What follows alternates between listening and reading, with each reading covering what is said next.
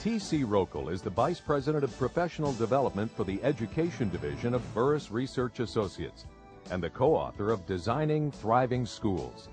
With over 30 years of experience as an award-winning classroom teacher, elementary and secondary school principal, curriculum director, assistant superintendent, and graduate school instructor, T.C. is uniquely qualified to address the challenges and opportunities facing our schools today. She quickly forms a powerful connection with her audiences through humor, personal experiences, and thought-provoking insights, helping them embrace educational change as a unique and exciting opportunity. People are paying attention to education, would you say so? It's a hot topic. It's a hot topic for government. It's a hot topic. How often, or do you ever remember being able to read about the Elementary and Secondary Education Act in Newsweek?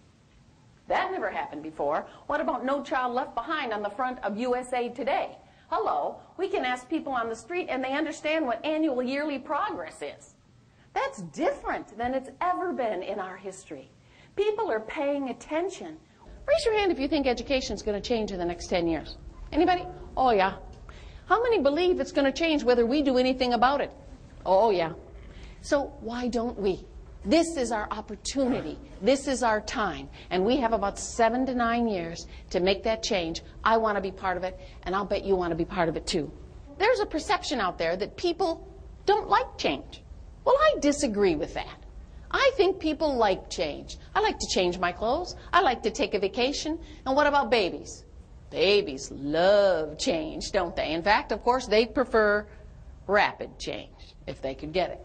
All right, if that, in fact, there is change we like and change we don't like, there must be two kinds of change.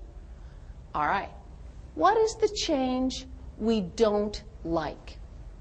Well, for me, the change I don't like is the one, first of all, I didn't think we needed it. That could be true. Secondly, I didn't have any input in that change. I didn't get to implement, I didn't get to do anything with that change. And worst, the worst one, is I didn't even see it coming. That's the change we don't like. What's the change we like? Well, first of all, we thought we needed that change. That'd be a good one, yeah. We had something to do with, well, designing the change or implementing the change. But most importantly, and almost always when we like change, we saw it coming. A highly respected educator, known for her innovation and leadership, T.C. Roekle has spearheaded numerous state and national initiatives in the areas of educational leadership, standards implementation, technology integration, and school reform aligned with No Child Left Behind initiatives.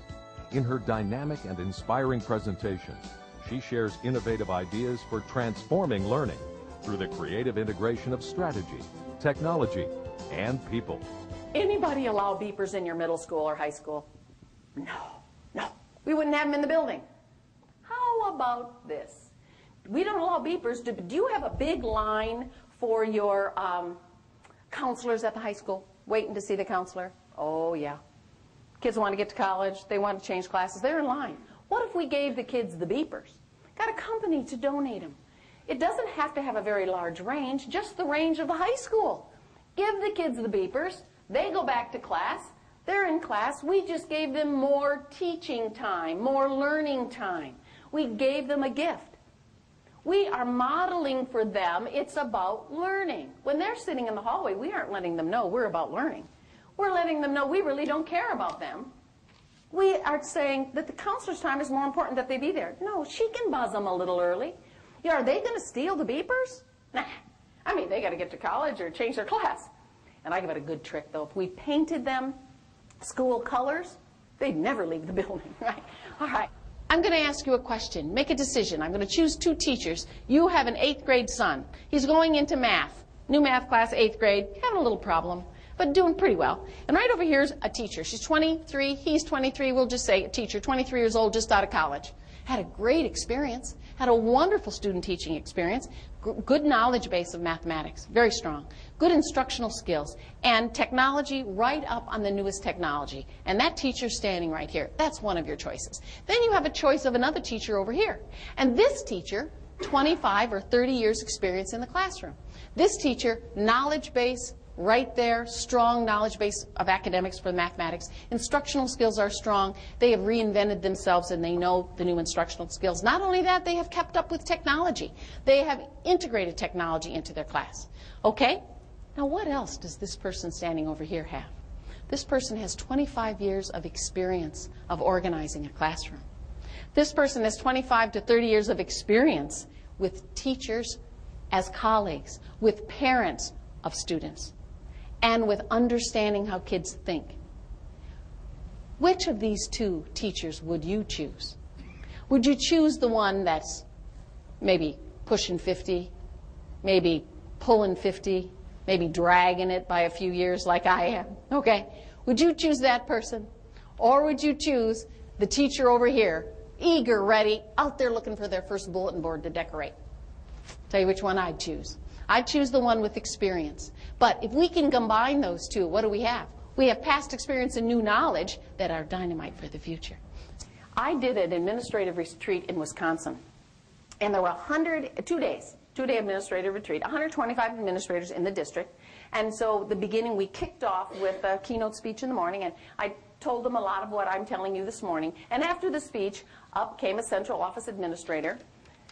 And I don't want to say finance, but he was concerned. I didn't blame him. Walked up and he looked at me as if I was a crazy person. And he said, well, you know, you're talking about upgrading people. You're saying that right out loud to everybody. And, you know, the truth is, it is very, very expensive to upgrade people. And I have an issue with this, because what if we upgrade all of this staff? What if we upgrade these people and they leave? I said, well, what if you don't? And they stay. And maybe they stay for 30 years.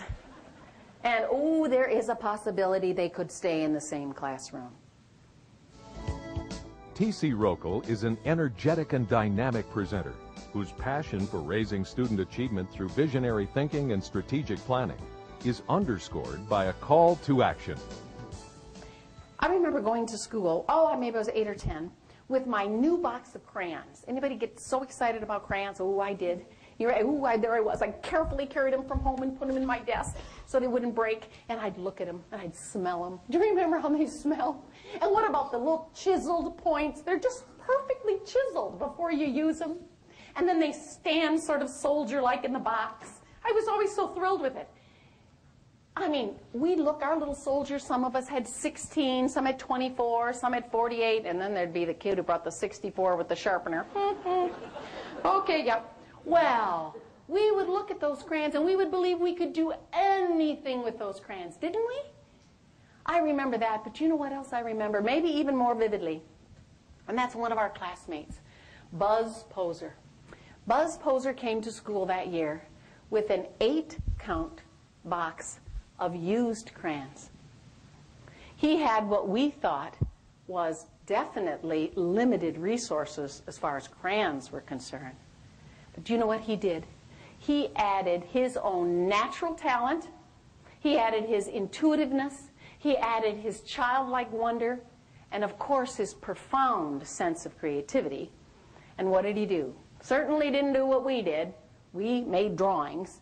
He created artwork with those crayons. And we were amazed.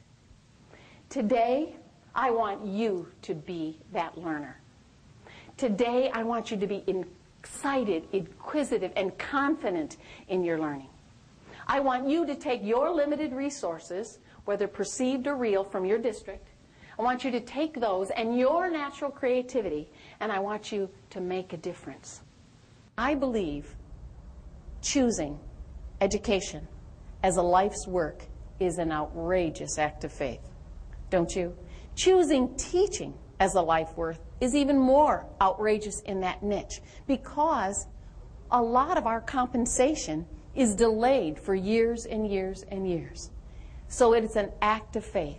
But I have faith in each and every one of you here that you will model.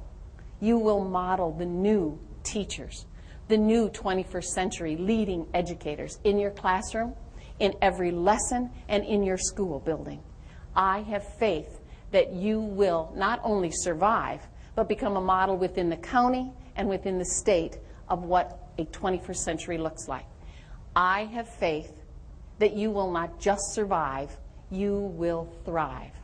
So my final words to you, each and every one of you, simply, keep the faith. Thank you. The informative and highly entertaining keynote positively addressed educational change as an exciting opportunity, leaving our staff revitalized and empowered to start a new school year. Your remarks were intriguing, challenging, and dynamic. You gave us the motivation to continue talking about what we can do to make school a practical, useful, exciting experience for our students and our staff. T.C. Roekle is truly a gifted presenter and facilitator. She exudes energy, passion, spirit, and focus in delivering a high-quality presentation. For additional information, please contact the provider of this video.